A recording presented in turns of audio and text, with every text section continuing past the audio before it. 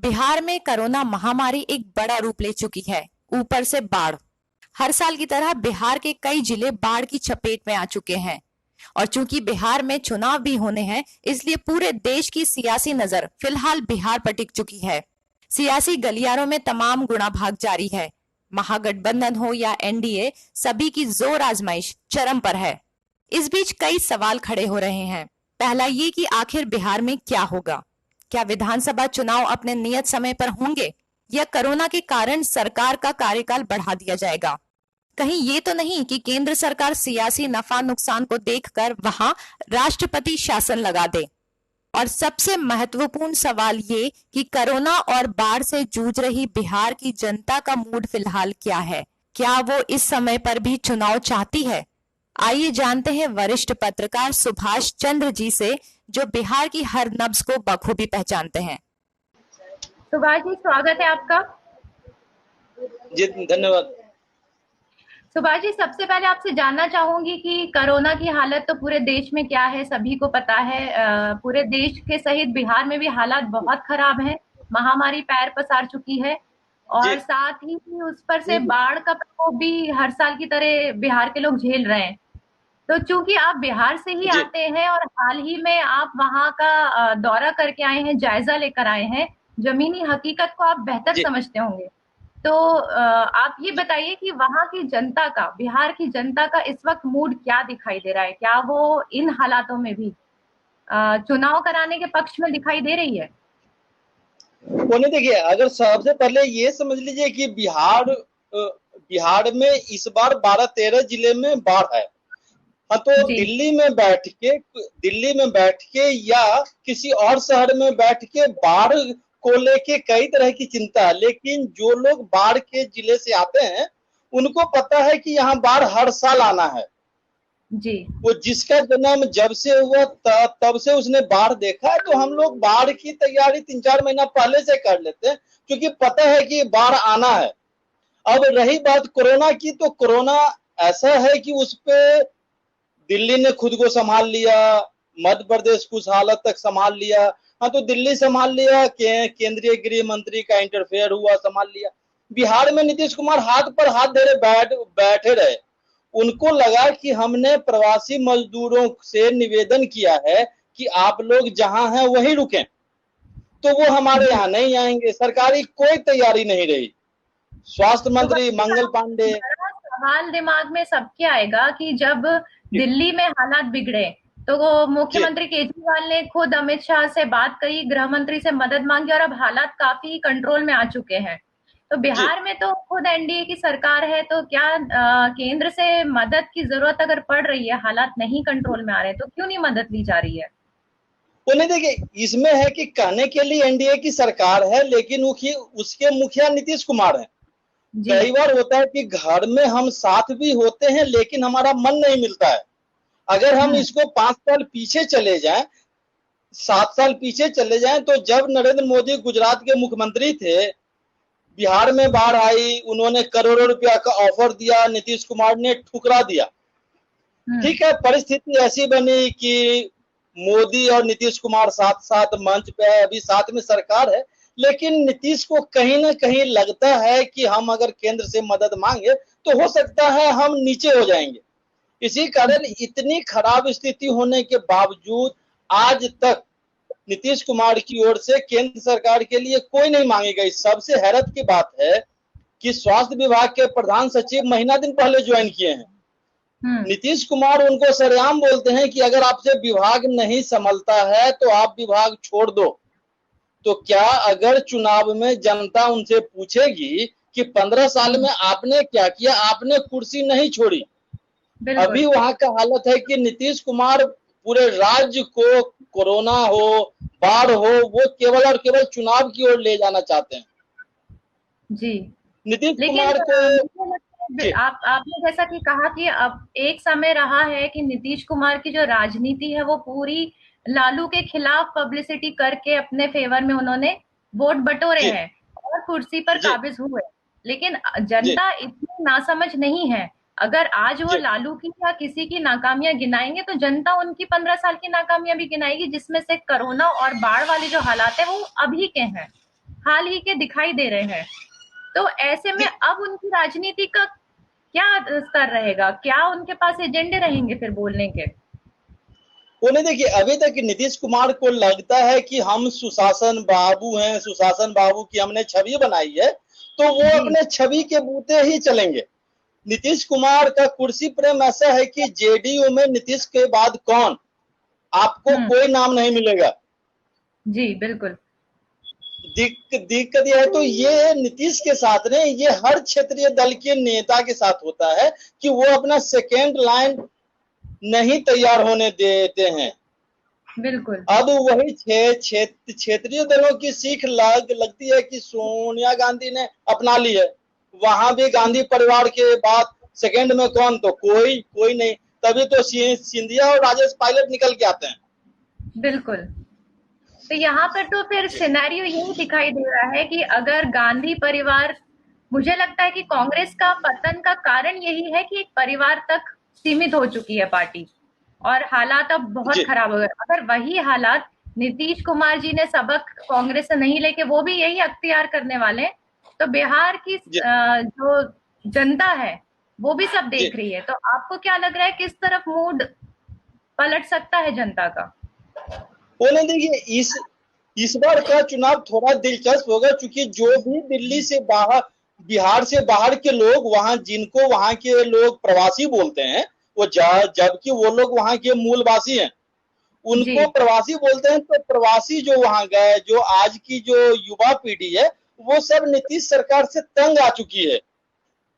अब सब कुछ इस पर निर्भर करेगा कि चुनाव की टाइमिंग क्या है। बिल्कुल। अगर चुनाव आयोग नीतीश कुमार के कहने से अक्टूबर लास्ट नवंबर में चुनाव कराती है, तो हो सकता है उसका परिणाम अलग होगा, जिसकी मतलब एक सुगबुगाहट आई है कि बिहार में राष्ट्रपति शासन भी लग सकता है। कोरोना को देख कि जो हालात दिख रहे हैं, क्या ऐसा मुमकिन है कि केंद्र सरकार इस वक्त पे अपना फायदा देखे और राष्ट्रपति शासन की बात करे बिहार में? आपको इसके हालात कितने दिखाई दे रहे हैं? नहीं, ये बिल्कुल हो सकता है। मतलब यदि ये होता है तो इसमें चौंकने की कोई बात नहीं है, क्योंकि मोदी हमेशा से चौंकाते आए हैं। जी। हमने पिछले 6-7 सालों में देखा, मोदी ने कई बार चौंकाया है। तो अभी ठीक है, केंद्रीय गृह मंत्री अमित शाह वर्चुअल रैली करके एक माहौल बना रहे हैं। उनके राह पर जाकर नीतीश कुमार भी वर्चुअल रैली करते हैं, लेकिन मोदी अभी चुप हैं। तो मोदी की चुप्पी हो सकती है किसी आंधे से पहले की चुप्पी हो। तो केंद्र सरकार यदि राष्ट्रपति शासन लगाती है तो हमें चौंकना नहीं चाहिए। और ये राष्ट्रपति शासन में चुनाव होंगे, तो परिणाम नीतीश के प्रतिकूल हो सकते हैं। बिल्कुल। अगर हम इन दोनों पार्टियों को छोड़ दें तो इसके अलावा और भी कुछ सुगबुगाहट है जो वहां पर दिखाई दे रही है, जिसमें सबसे ज्यादा जो ध्यान आकर्षित करता है वो है चिराग पासवान का। चिराग पासवान हाल ही में कुछ समय पहले तेजस्वी यादव से उनकी बताते हैं कि काफी लंबी चर्चा चली थी। उसके बाद दिल्ली आना जाना भी उनका कई बार हो रहा है, इस तरीके की खबरें आ रही हैं। ये इससे क्या आपको लग रहा है, क्या दर्शा रहा है ये? वो देखिए, चिराग पासवान की जो पार्टी है वो एक क्षेत्र तक सीमित है। उनकी पूरी पॉलिटिक्स, चिराग के पिताजी की भी जो पॉलिटिक्स रही है वो प्रेशर की रही है। अभी भी चिराग पासवान अपने नफा नुकसान का गणित लगा रहे हैं। तो बिहार में जब लालू और नीतीश मिल सकते हैं तो कोई भी मिल सकता है। जी बिल्कुल। तो इस कारण अगर मान लीजिए चिराग और तेजस्वी साथ आते हैं तो समीकरण अलग बैठेगा। लेकिन इसका परिणाम क्या होगा ये चुनाव की टाइमिंग पे ही निर्भर करेगा। अभी जो बिहार की स्थिति है उसमें हम लोगों को वहां का चुनाव की तारीख महत्वपूर्ण है, मुद्दे महत्वपूर्ण नहीं है। क्योंकि बाहर दिल्ली में बैठ के मुद्दा हो सकता है, बिहार के लिए मुद्दा नहीं बनेगा। क्योंकि 40 में 15 जिले को हम बाढ़ प्रभावित मान लेंगे। नेपाल से सटा हुआ इलाका है। अब कई जो मिथिला के जो कई क्षेत्र है उसमें है कि बाढ़ तभी रुकेगी जब सुगौली संधि लागू होगा। सुगौली संधि भारत और नेपाल के बीच है, जो कि बिहार सरकार के बूते नहीं है। उसमें हमारे विदेश मंत्री को इन्वॉल्व होना पड़ेगा, वो जो कि भारत सरकार कभी नहीं चाहती। तो इसी कारण 40 में 15 जिले तो बाढ़ उनके लिए नियति है, उनको चुनाव से बहुत ज्यादा फर्क नहीं पड़ता है। इस बार फर्क ये पड़ेगा कि चुनाव की तारीख क्या हो और वो मुख्यमंत्री के अंदर में चुनाव होता है या राज्यपाल के आदेश से। महत्वपूर्ण, सबसे महत्वपूर्ण मुझे यही लगता है। चुनाव की टाइमिंग पे चुनाव का रिजल्ट डिपेंड करेगा। बिल्कुल। सुभाष जी, आप बहुत करीबी से जमीनी हकीकत समझते हैं बिहार की। चिराग पासवान को आप कितना सक्षम मानते हैं? उनके पिताजी की जो राजनीतिक क्षमता है उस पर तो कोई सवाल खड़ा कर ही नहीं सकता है। वो मौसम विज्ञानी की तरह जैसे होते हैं वैसे उन्हें राजनीतिक विज्ञानी कहा जाता है। किस तरफ मौसम पलटने वाला है वो बहुत जल्दी भांप लेते हैं और अपने आप को उधर ले जाते हैं। लेकिन अब जो उनके बेटे को आगे करने की कोशिश की जा रही है, आप उनको कितना सक्षम मानते हैं? क्या बीजेपी के लिए वो कहीं टक्कर साबित हो सकते हैं बिहार में? वो नहीं, देखिए, जहां तक बात चिराग की है तो उनकी पार्टी थोड़ा यूथ को जोड़ने के लिए लगातार काम कर रही है। बिहार में अधिक से अधिक लोग जुड़े, इसके लिए चिराग ने बीते 1 साल से सदस्यता अभियान चलाया हुआ है। लेकिन बात रही उनके पॉलिटिकल उनको माइलेज कितना मिलेगा, तो इसमें कहीं ना कहीं ये भी देखा जाएगा कि एक बाप ने अपने जीते जी अपने दल का अध्यक्ष अपने बेटे को बना दिया। तो बिहार के चुनाव में जो वंशवाद की बात होगी, बिहार के चुनाव में जातिगत की बात होगी, तो इसमें हम देखें तो बिहार की पूरी जो पॉलिटिक्स है वो दलितगामी हो गई। कभी मांझी आते हैं, कभी रामविलास आते हैं, कभी ये आते हैं। तो यदि हम देखें तो इस बार जिस हिसाब से अभी बोलना नहीं चाहिए, मतलब बीजेपी में कुछ नेता डार्क हॉर्स साबित हो सकते हैं जो कि सवर्ण समुदाय से आते हैं जी। वो कांग्रेस के प्रदेश अध्यक्ष ब्राह्मण है, नीतीश कुमार कुर्मी समुदाय से आते हैं। तो निचला तबका जब बढ़ेगा तो इसमें तमाम जातियों को साथ लेके, और रामविलास की तरह चिराग की स्वीकारता हर दल में अभी नहीं है। जी बिल्कुल। रामविलास पासवान सामाजिक आंदोलन से निकल के आए हैं, वो कर्पूरी को मानते आए हैं। चिराग केवल अपने पिताजी को मानते आए हैं। चिराग के पास बहुत लंबा अनुभव नहीं है, सामाजिक ताना बाना वो नहीं। उनकी जो जमीन है वो पिता की तैयार की हुई जमीन है। रामविलास और चिराग में काफी अंतर है। बिल्कुल। इसी तरीके से जैसे कि हम चिराग की पासवान की बात कर रहे हैं, इसी तरीके से तेजस्वी यादव भी हैं जिनके पास जो आज जमीन है वो उनके पिताजी की तैयार की हुई है। और जब से वो राजनीति में सक्रिय हुए हैं तब से भी उनका अनुभव कोई बहुत बेहतरीन हम नहीं कह सकते हैं। लेकिन आज की स्थिति में आपको क्या दिखाई दे रहा है? नहीं, देखिए, चिराग और तेजस्वी में कई अंतर है। जो चिराग है, चिराग केवल महादलित की बात करते हैं, जबकि वो तेजस्वी ने लालू की पूरी विरासत को लिया है। वो तेजस्वी यादव माई समीकरण को बहुत तेजी से आगे बढ़ा रहे हैं। हाँ, उनकी एक दिक्कत है कि जो उनके पिताजी के समय में कोर कमेटी के सदस्य थे उनको तेजस्वी साइड कर रहे हैं। हाल ही में रघुवंश बाबू के नाराज होने की खबर आई थी। हाँ, तो रघुवंश बाबू को अगर आपने नाराज किया तो राजद के साथ जो कुछ सवर्ण वोटर हैं वो बिदक सकते हैं। लालू यादव जेल में हैं, लालू यादव बुजुर्ग हैं, लालू यादव बीमार हैं। तो इनकी संवेदना को तेजस्वी चुनावी मंचों से भुनाने की पूरी कोशिश करेंगे। और एनडीए की सरकार जितना लालू यादव के 15 साल की बात करेगी, तेजस्वी यादव उतने आक्रामक होंगे।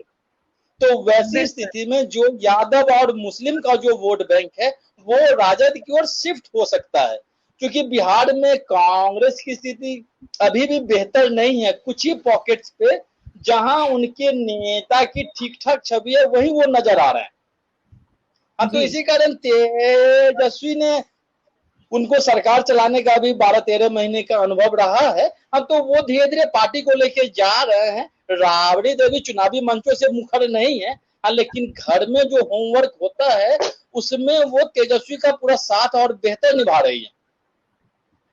बिल्कुल। सुभाष जी, बहुत धन्यवाद। आपने जमीनी हकीकत, काफी जो लोगों के दिमाग में सवाल होते हैं उसकी जमीनी हकीकत आपने बताई है। आगे भी जी, आपसे अपडेट लेते रहेंगे। फिलहाल के लिए शुक्रिया।